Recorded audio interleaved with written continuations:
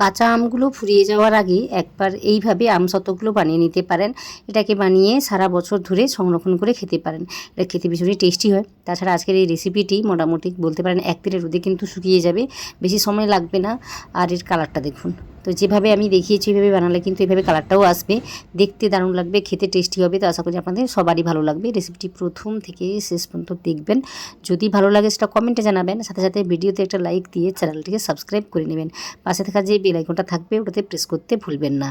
তো এইভাবে আমাকে অবশ্যই সাপোর্ট করবেন। আপনাদের সাপোর্টের আশায় আমি থাকি বা ভিডিওগুলো আমি বানাই, তো আপনারা অবশ্যই আমাকে সাপোর্ট করবেন। তাহলে চলুন আজকে রেসিপিটি বানিয়ে দেখিয়ে দেওয়া যাক। তো আমি কি করেছি, এখানে আম নিয়েছি, আমি 1 কিলো মতো আম নিয়েছি, মেপে দেখিনি, তবে 1 কিলো হয়ে যাবে মোটামুটি। তো আমি কি করেছি, আমের খোসাটাকে ছাড়িয়ে নিচ্ছি আর একটু ডিপ করে ছাড়াবো। তো দেখতে পাবেন আমি কিভাবে কাজটি করি। আর আলাদা একটা পাত্রে আমি কী করেছি, জল নিয়েছি। তো আপনারা চাইলে এই জলের মধ্যে কিন্তু হলুদ দিয়েও কাজটি করতে পারেন, তবে আজকে আমি একদম প্লেন জল নিয়েছি। নিয়ে ওই খোসাটাকে ছাড়িয়ে আমি ওই জলের মধ্যে রেখে দেবো। তো এইভাবে কাজটি করলে কিন্তু আমটা সহজে কালো হয়ে যায় না। তো যে কারণে এইভাবে আমি কাজটি করে নিচ্ছি। কাঁচা আমের যে কোনো রেসিপি কিন্তু খেতে ভীষণই টেস্টি হয়। তো নানা রকম আচার তো আমরা বানিয়েইছি, তো একবার এই রেসিপিটি বানিয়ে দেখতে পারেন। এটা কিন্তু ভীষণই টেস্টি, খেতে দুর্দান্ত লাগে। তো একবার বানাবেন, আশা করি আপনাদের সবারই ভালো লাগবে। তো এখানে দেখুন আরও একটা আম আমি এইভাবে খোসাটাকে ছাড়িয়ে নিচ্ছি। ছাড়িয়ে নেওয়ার পর আমি এইভাবে জলের মধ্যে রেখে দেবো। তো একই রকমভাবে 3টে আম আমি প্রথমে ছাড়িয়ে নেব। তো আপনারা চাইলে একদম সরাসরি কেটে এই রেসিপিটিকে বানাতে পারেন, তার পদ্ধতিটা একটু আলাদা হয়। আর আমি যেভাবে দেখিয়েছি একটু অন্যরকমভাবে দেখিয়েছি, এতে কিন্তু সময়টাও কম লাগে আর 1 দিনের রোদে মোটামুটি শুকিয়ে নিতে পারবেন। আর তাড়াতাড়ি রান্না হয়ে যায়। তো আপনারা দেখতে পাবেন আমি কি বলতে চাইছি। তো আমগুলোকে ভালোভাবে ছাড়িয়ে নিয়েছি, তারপর জলের মধ্যে রেখে দিয়েছিলাম একটু সময় ধরে। তো এতে করে না আমের যে একটা কষ ব্যাপার থাকে ওটা কিন্তু বেরিয়ে যায়। তাছাড়া এইভাবে কাটতে কাটতেও বেরিয়ে যাবে। তো দেখতেই পাচ্ছেন আমি জলের মধ্যে এইভাবে আটিটাকে নিচ্ছি না মোটামুটি। তো ওর যে কাতটা রয়েছে ওটাই আমি নিচ্ছি, একটু পাতলা করে স্লাইস করে কেটে নিচ্ছি, এতে করে কিন্তু তাড়াতাড়ি কাজটি হয়ে যাবে। তো এইভাবেই সমস্তটা আম কেটে নিয়েছি।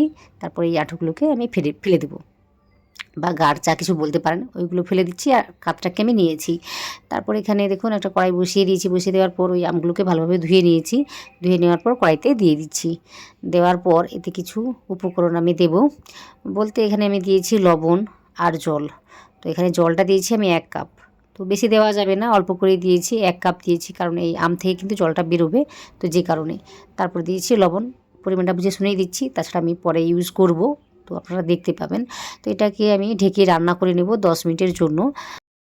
আমটাকে এইভাবে সেদ্ধ করতে বসিয়ে দিয়েছি, আর মাঝখানে না 1-2 বার আমি এইভাবে নাড়িয়ে চাড়িয়ে দিয়েছি।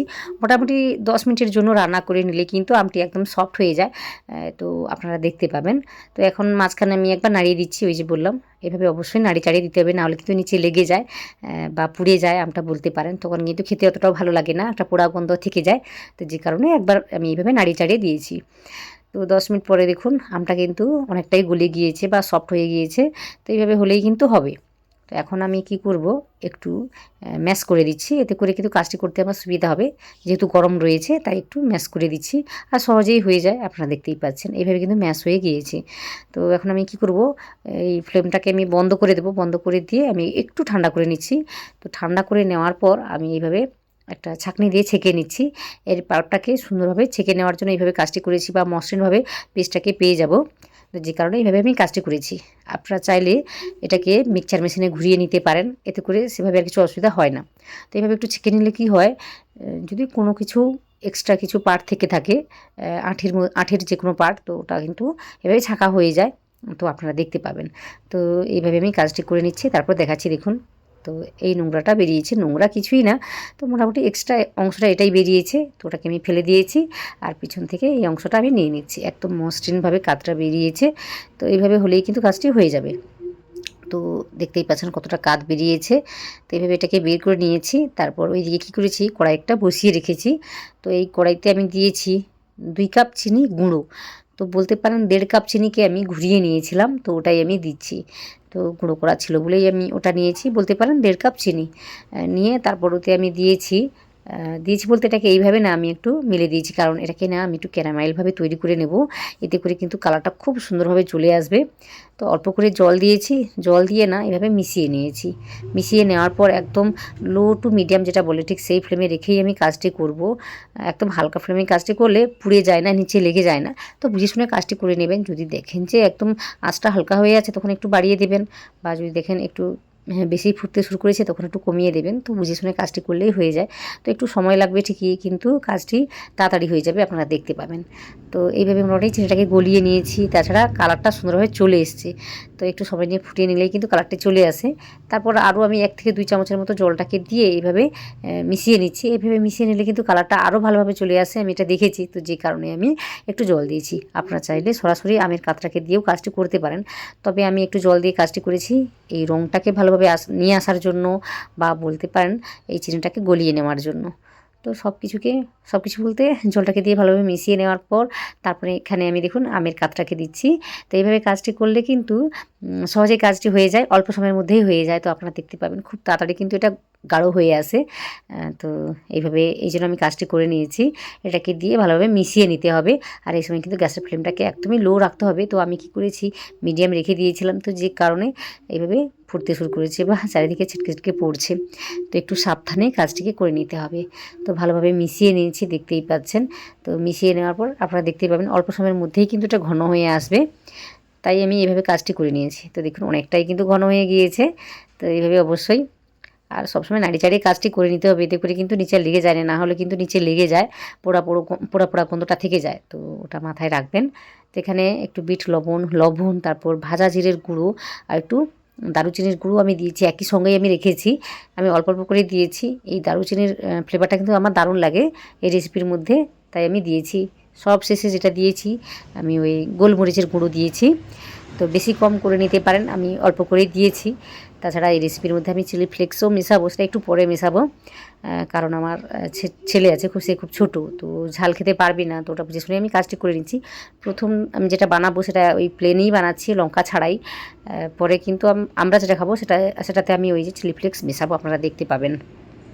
রেসিপিটা একদম ঠিকঠাকভাবে তৈরি হয়েছে কিনা সেটা দেখার জন্য আমি এইভাবে চেক করে নিচ্ছি। দেখুন খুন্তি থেকে কিন্তু এই জেলিটা পড়ছে না, আমি জেলেই বলছি কারণ জেলির মতো হয়ে গিয়েছে এই মুহূর্তে কিন্তু। তো দেখুন একদম সহজেই কিন্তু গলে পড়ছে না বা নিচে দিকে নেমে পড়ছে না। তো বোঝাই যাচ্ছে জিনিসটা একদম টাইটভাবে তৈরি হয়েছে বা একদম ঠিকঠাক পারফেক্টভাবেই তৈরি হয়েছে। তো এখন আমি কি করেছি, আলাদা একটা প্লেটে আমি একটু তেল ব্রাশ করে নিয়েছি, তারপর ওর মধ্যে দিয়ে দিচ্ছি।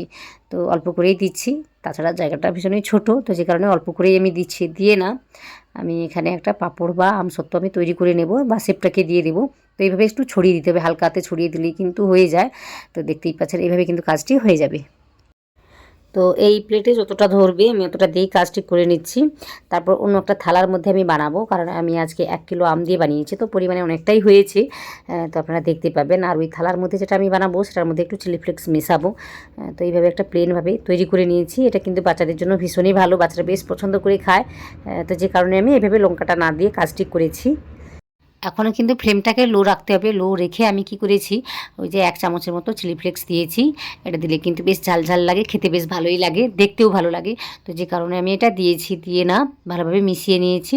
একটু সময় নিয়ে ফুটিয়ে নিতে হবে। তাছাড়া এই চিলি ফ্লেক্সটা আমার আগে থেকে ভাজাই ছিল, তো যে কারণে আমি সবশেষে দিয়েছি। আমি এটা বুঝে শুনেই কাজটি করেছি, আমি আগে থেকে ভেজে রেখে দিয়েছিলাম। তো আপনারা যদি এইভাবে কাজ করেন তাহলে প্রথম থেকে ভেজে নেবেন, তাহলে কিন্তু সেভাবে কিছু অসুবিধা হবে না। তো এটা দিয়ে আমি একটু সময় নিয়ে ফুটিয়ে নিয়েছি। তারপর কি করব, আমি এটাকে নামিয়ে নেব। নামিয়ে নিয়ে আর একটা থালার মধ্যে এটাকে দিয়ে দেবো। আর আগে থেকে ওই থালার মধ্যে কিন্তু আমি তেলটাকে ব্রাশ করে রেখেছি। তো তেলটাকে না একটু বেশি করে দিয়ে রাখতে হবে, এতে করে কিন্তু সহজেই উঠে আসবে জিনিসটা। তো আপনারা দেখতে পাবেন। তো এইভাবে একটু নাড়ি চাড়িয়ে রান্নাটিকে করে নিয়েছি। এই মিশ্রণটা কিন্তু বেশ ঘন লাগছে, এর থেকে বেশি আমি ঘন করব না।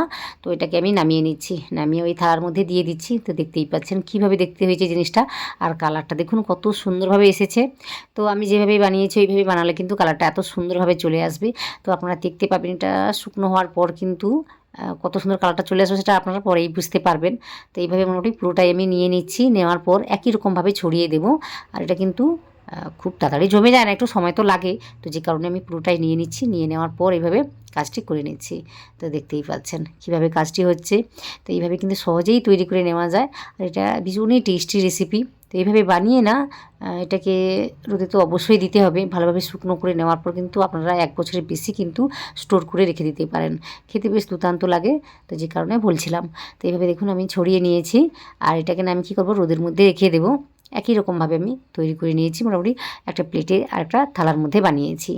তো এইভাবে দেখুন আমি না কি বলবো, সকাল থেকেই বানিয়েছিলাম। তো মোটামুটি এইভাবে যদি একদিনের রোদে ওই সকাল থেকে বানিয়ে বিকেল অবধি রেখে দেন, তাহলে কিন্তু একদিনের রোদেই শুকিয়ে যায়। আর যদি একটু দেরি করে বানানো বলতে 12টার দিকে বা 1টার দিকে, তখন কিন্তু 2 দিনের রোদ লেগে যাবে, কারণ রোদের যে তাপমাত্রাটা কিন্তু বেশি দরকার, তো যে কারণে বলছিলাম। তো মোটামুটি আপনাদের আমি একদিনের রোদে শুকনো করে দেখিয়েছি। তো আপনারা চাইলে কি করবেন, 2 দিন ধরে শুকনো করে নিতে পারেন। আর যেহেতু এখন রোদের কোনো সেভাবে অভাব থাকে না, তো সে কারণে খুব সহজেই কিন্তু শুকিয়ে যায়, আর ভালোভাবে শুকিয়ে গেলেই কিন্তু সহজেই উঠে আসবে। তো দেখুন কতটা সহজে এটা উঠে আসছে। আর যদি দেখেন যে উঠছে না, তখন বুঝতে হবে যে আরও একদিনের রোদ কিন্তু লাগবে। তো মোটামুটি বুঝে শুনে কাজটি করবেন। তো আমি যে এই ঘনত্বটা রেখে এই রেসিপিটি বানিয়েছি, এর জন্য কিন্তু 1 দিনের রোদ ঠিকই আছে। আর আপনারা যদি একটু পুরো করে বানান, তখন কিন্তু 2 দিনের রোদ লেগে যাবে। বা কী করবেন, ফ্যানের তলায় রেখে দেবেন, তাহলে কিন্তু 1 দিন বা 2 দিনের রোদে কিন্তু শুকিয়ে যাবে। তো মোটামুটি এইভাবে আমি বানিয়েছি, দেখতেই পাচ্ছেন সহজেই কিন্তু উঠে এসছে। আর এইগুলোকে দেখুন সহজে তোলা যাচ্ছে। তো সহজে তোলা গেলেই কিন্তু বুঝতে হবে রেসিপিটি একদম পারফেক্টভাবে তৈরি হয়ে গিয়েছে। তো দেখুন কত সুন্দর লাগছে দেখতে, একদম হাতটা আমার দেখা যাচ্ছে। তো এইভাবে কিন্তু আপনারাও তৈরি করতে পারবেন। তো আশা করি আজকের রেসিপিটি আপনাদের সহজ মনে হচ্ছে বা ভালো লাগছে। ভালো লাগলে অবশ্যই কমেন্ট করে জানাবেন, সাথে সাথে ভিডিওতে একটা লাইক দিয়ে চ্যানেলটিকে সাবস্ক্রাইব করে নেবেন। তো এখানে দেখুন আমি একটা কেটে দেখাচ্ছি, কত সহজে কাজটি হচ্ছে দেখুন। আর দেখতে কিন্তু দারুণ লাগছে জিনিসটা। তো আশা করি আপনাদের সব কিছুই ভালো লাগছে। ওই যে বললাম, ভালো লাগলে অবশ্যই আমাকে সাপোর্ট করবেন। এই রেসিপি নিয়ে কোনো রকম ডাউট থেকে থাকলে সেটা কিন্তু কমেন্টে জানাতে পারেন, আমি কিন্তু কমেন্টে সব কিছু বলে দেবো। তাছাড়া কোনো রকম একটা রেসিপি নিয়ে এসে আপনাদের দেখিয়ে দেবো। তো দেখুন এখানে আরও একটা থালায় যে আমি বানিয়েছিলাম, একই রকমভাবে কেটে নিয়েছিলাম। আর এখানে দেখুন রোলটা কত সুন্দরভাবে বানানো যাচ্ছে। তো এইভাবে বানিয়ে রেখে দেবেন। 1 বছরের বেশি আপনারা স্টোর করে রেখে খেতে পারবেন। মাঝে মাঝে রোদে রেখে দিলে কিন্তু রেসিপিটি কোনো রকমভাবে খারাপ হয়ে যাবে না।